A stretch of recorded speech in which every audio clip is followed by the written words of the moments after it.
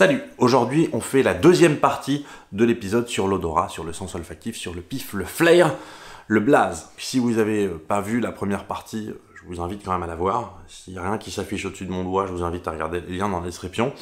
Et par ailleurs, si vous n'avez pas encore vu non plus les vidéos sur la vue et sur l'ouïe, bah allez-y d'abord, parce que... Enfin, s'il y a un ordre, quoi. Voilà. On se retrouve juste après ça.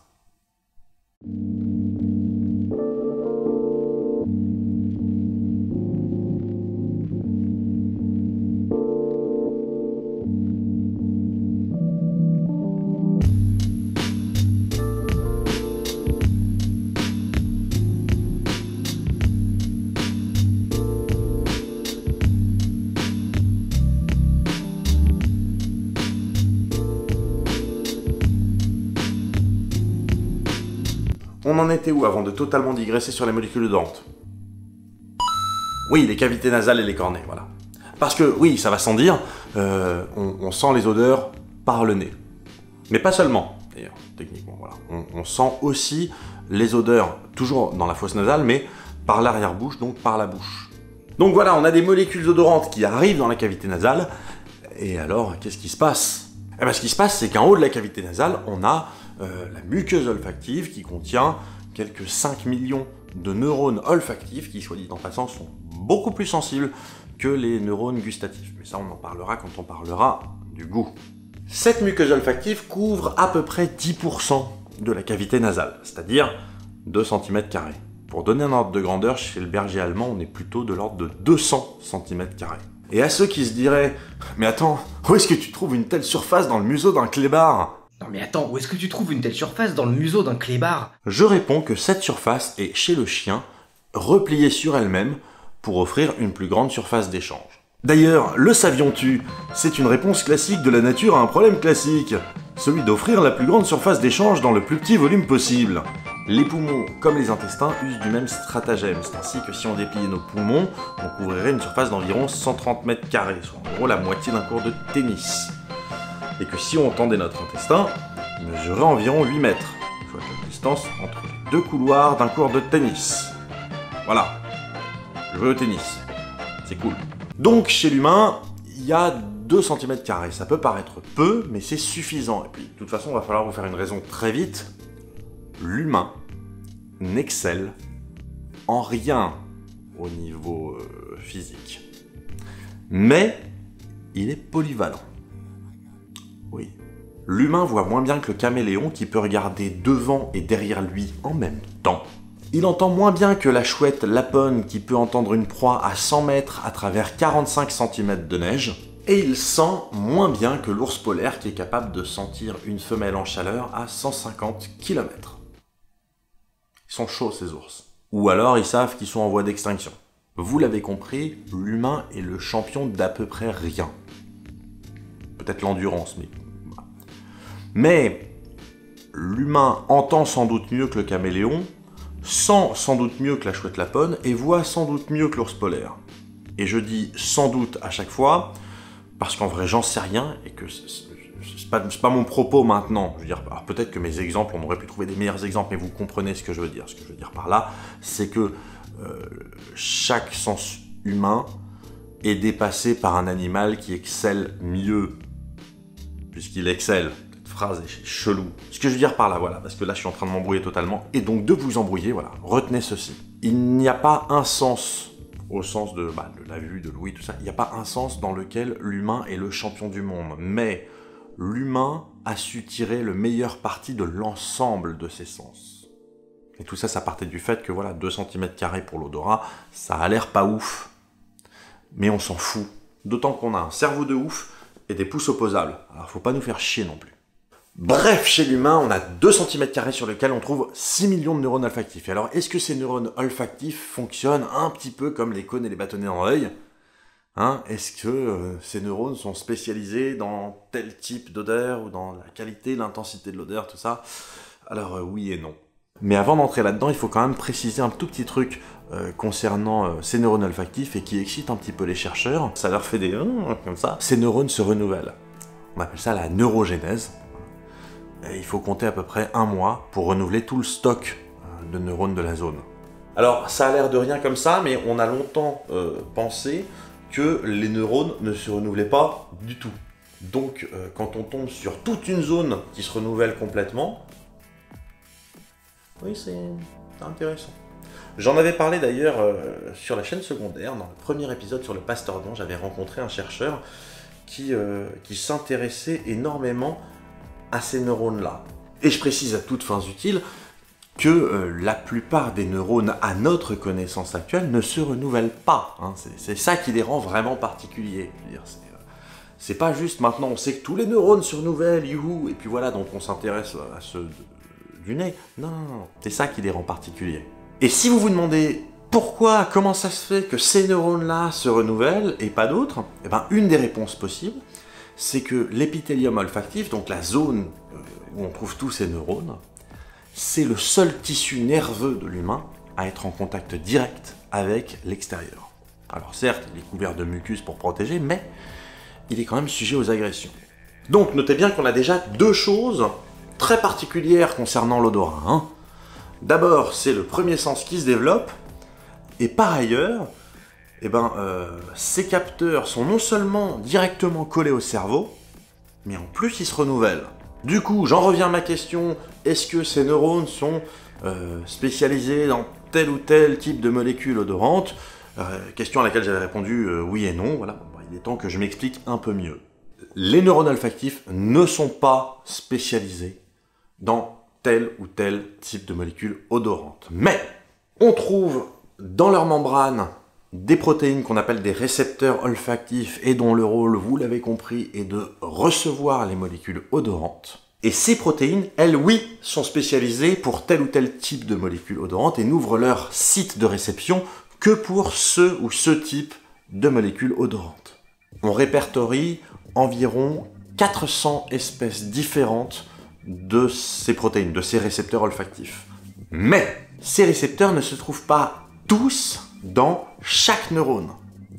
Chaque neurone a quelques types de récepteurs olfactifs et donc chaque neurone va être sensible à certains types de molécules olfactives qui activent les protéines, donc les récepteurs olfactifs qui sont présents dans sa membrane. On comprend mieux là le oui et non de tout à l'heure. Hein.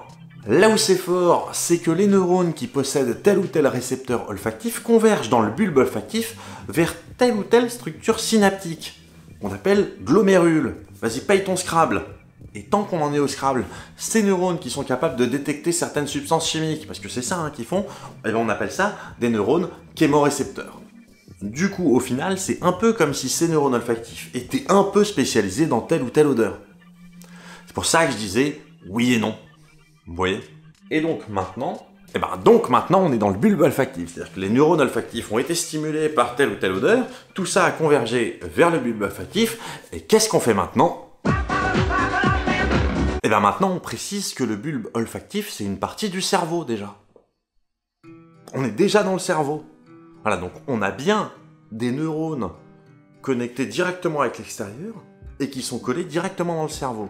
Et pour la petite histoire, les neurones du bulbe olfactif, eux, se renouvellent nettement moins bien que les neurones olfactifs qu'on a dans l'épithélium olfactif. Voilà. Ils se renouvellent à peu près de l'ordre de 1% sur une vie d'humain. Donc c'est nettement moins. Et c'est nettement moins que chez les rongeurs, où là, pour le coup, ça se renouvelle bien plus. Confère encore une fois vers la vidéo sur le Pastordon. Parce que le chercheur que j'avais interviewé, lui, il bossait justement sur le bulbe olfactif des rongeurs. D'ailleurs, concernant ce renouvellement qu'on appelle la neurogénèse adulte, on peut noter que la perception qu'on a des odeurs évolue avec ce renouvellement. Par exemple, pour être capable de mieux distinguer des odeurs proches dans son environnement. Cela dit, je m'éparpille, donc l'information est transmise depuis les neurones de l'épithélium olfactif jusque dans le bulbe olfactif dans le cerveau. À partir de là, l'information va être traitée, codée et envoyée dans différentes parties du cerveau. Comme pour les images et pour le son, on va traiter distinctement l'intensité d'une odeur et la qualité, si vous voulez, d'une odeur. De la même manière qu'on traitait l'intensité lumineuse et la fréquence lumineuse et la couleur. Voilà. Donc pour les odeurs, ça va être pareil, on va traiter en quelque sorte l'intensité de l'odeur et la couleur de cette odeur, sa tonalité. Et Comme pour le goût, on en parlera quand on parlera du goût, eh ben, l'intensité de l'odeur va s'estomper à mesure. Elle va être importante au début et elle va s'estomper avec le temps. Et ça, on en a tous fait l'expérience. On s'habitue aux odeurs. Oui, parce que, et je l'ai déjà dit, le cerveau compense.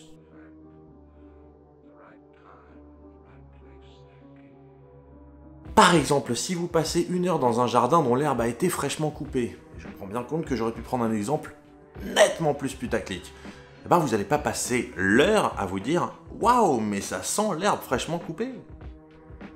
Au bout de 3 minutes, vous le sentirez même plus. Donc on capte l'intensité, mais attention, on capte également la qualité. Bien sûr, si on captait que l'intensité, on serait juste capable de dire « ça sent fort » ou « ça sent pas fort ». Mais la question « ça sent quoi ?» n'aurait pas de sens. Et bien ce quoi, c'est la qualité de l'odeur. C'est toutes les nuances, tous les arômes, si vous voulez, d'une odeur. Et ce qu'il faut bien comprendre, c'est que, ok, comme pour le goût, encore une fois, de toute façon, l'odorat et le goût sont très liés, on en parlera de ça, on est capable de distinguer toute une palette d'odeurs. Mais il faut bien comprendre un truc, c'est que quand vous sentez une odeur, c'est jamais le résultat d'une seule sorte de molécule odorante. C'est toujours la composition de plein d'odeurs différentes, à des intensités différentes, qui vont donner une odeur globale. Et dans la mesure où chaque neurone olfactif possède tel ou tel type de récepteur parmi environ 400 types de récepteurs olfactifs, que ces neurones se renouvellent en permanence, notamment en fonction de notre environnement, donc de notre expérience. Eh ben, il est logique qu'on sente tous globalement les mêmes odeurs, mais qu'on ait tous une sensibilité nettement différente de chaque odeur. Pour info, depuis qu'Homo sapiens existe, on a perdu environ 60% des types de récepteurs olfactifs dont on disposait, pour aujourd'hui donc n'en avoir plus que, grosso modo, 400. Les autres, on les a perdus par inactivation génique, c'est-à-dire en gros par extinction de ces gènes-là. Et il peut y avoir plein de causes à ça, mais moi ça me donne l'occasion surtout de dire un truc que j'ai pas souvent l'occasion de dire. On a souvent tendance à penser que l'évolution va dans le sens de la complexité, ce qui est généralement vrai. Mais l'évolution va aussi dans le sens de l'économie d'énergie. Et donc si à un moment donné vous avez un individu qui naît avec un gène en moins ou un gène désactivé, et que ça ne nuit absolument pas à sa prolifération, à sa survie, etc.,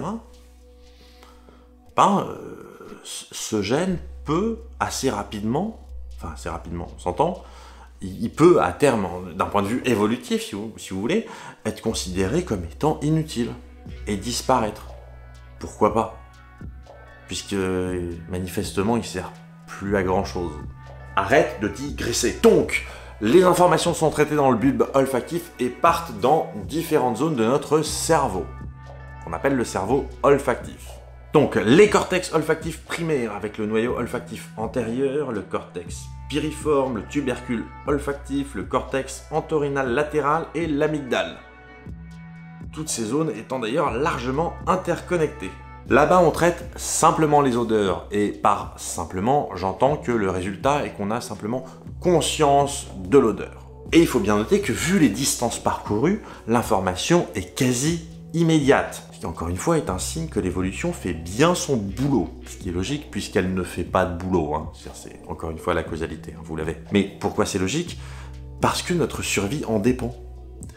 Et que du coup, on sait que ça a bien fonctionné si on est capable, quasi immédiatement, de détecter une odeur potentiellement toxique. De là, les informations sont transmises. Le terme technique, c'est projeté. Voilà. Les informations sont projetées dans d'autres zones du cerveau, notamment l'hippocampe et le thalamus, ainsi que vers d'autres cortex olfactifs secondaires. Ah, et si vous vous demandez, le mot cortex, étymologiquement, ça veut dire écorce. Donc, quand vous entendez en biologie parler de cortex, il s'agit de la couche externe d'un tissu. Donc, dans le cerveau, les cortex du cerveau, c'est la couche superficielle, c'est la couche extérieure du cerveau. Mais attention, comme le cerveau est replié dans tous les sens, couche extérieure veut pas nécessairement dire visible à l'extérieur. C'est-à-dire que s'il y a un pli qui fait comme ça, dans le creux, là, vous avez quand même aussi du cortex. Le cortex, c'est ce qui apparaîtrait à la surface si on dépliait totalement le cerveau. Ce qu'il ne faut pas faire. Et là, je vais ajouter encore 2 choses qui montrent bien la spécificité de l'odorat en tant que sens. Tout d'abord, c'est le seul sens pour lequel l'information ne passe pas par le thalamus avant d'être traitée par la zone du cerveau en charge, en l'occurrence le cortex olfactif primaire. Ensuite, sa proximité avec l'amygdale qui est fortement impliquée dans les émotions, et avec l'hippocampe et le cortex entorhinal qui, eux, sont fortement impliqués dans la mémoire. C'est pour cette raison que l'odorat est si intimement lié aux émotions, aux souvenirs et à la mémoire et à la nostalgie. Voilà, pour conclure, je vais simplement parler de quelques pathologies qui montrent à quel point l'odorat est lié avec des choses dont on n'a absolument pas idée dans le corps humain. L'hyperosmie, par exemple, est une augmentation de la capacité olfactive. Ça a l'air cool comme ça l'est pas. Voilà. C'est un symptôme qu'on trouve généralement chez les gens qui sont atteints de migraine ou chez les gens qui sont atteints d'insuffisance surrénalienne chronique. C'est une maladie qui est caractérisée par le défaut de production de certaines hormones. Voilà. Ou en tout cas, voilà, c'est donc 2 pathologies qui a priori n'ont pas grand-chose à voir avec l'odorat. Pour vous donner une idée, les hyperosmiques sont capables de sentir sur une chaise l'odeur de la personne qui était assise dessus, mais qui a quitté la pièce. L'anosmie, pour le coup, c'est l'inverse, c'est le fait de ne plus sentir les odeurs. En général, ça s'accompagne d'une dépression, ce qu'on peut assez naturellement entendre, finalement. Mais également, ça c'est plus troublant, et dans la durée surtout, c'est ça qui est étonnant, d'une perte d'appétit sexuel. Alors ça, c'était pour l'intensité de l'odeur, mais il y a évidemment également des pathologies qui concernent la qualité de l'odeur, comme par exemple la cacosmie, qui fait apprécier des odeurs dégueulasses, genre vraiment dégueulasses. La parosmie, qui fait passer une odeur pour une autre odeur, généralement dégueulasse. Ou encore la phantosmie, qui est le fait de sentir des odeurs qui ne sont pas là. Merci à toutes et à tous d'être toujours de plus en plus nombreux à vouloir y penser. Si ces 2 épisodes vous ont plu, n'hésitez pas à leur lâcher un pouce en l'air aux 2. Voilà. Si vous avez des questions, surtout, lâchez-vous dans les commentaires, faites-vous plaisir. Si vous avez même des informations complémentaires à ajouter sur l'odorat, allez-y, ça sert à ça. Ce qui est important pour moi, je ne vous le cache pas, c'est de partager sur les réseaux sociaux ces épisodes. Dans ce cas, partagez plutôt la première partie de l'épisode, tant qu'à faire. Voilà. Si vous partagez juste la 2e partie, c'est un peu curieux. Voire même, ce qui serait peut-être mieux, c'est de partager carrément la playlist sur les sens humains. Comme ça, les gens à qui vous partagez pourront voir les prochains épisodes à mesure qu'ils arriveront. C'est un genre de partage évolutif, un peu, si on veut. Voilà, qu'est-ce que je peux dire d'autre? Si vous avez envie, surtout, abonnez-vous si c'est pas le cas, activez la cloche, faites-vous plaisir. Si vous avez envie de soutenir la chaîne, pareil, voilà, j'ai un Tipeee, donc merci d'avance. On se retrouve très bientôt pour le prochain épisode, qui concernera le toucher, qu'il ne faut pas confondre avec le sens de la chaleur ou le sens de la douleur, ça je l'ai déjà dit, on en parlera quand on parlera du sens de la chaleur et du sens de la douleur. Et suite à quoi on attaquera aussi les sens non aristotéliciens, parce que je vous rappelle qu'il y en a 4. Je vous dis donc à très bientôt, et d'ici là bien sûr, restez curieux. Et prenez le temps d'y penser. Ouais.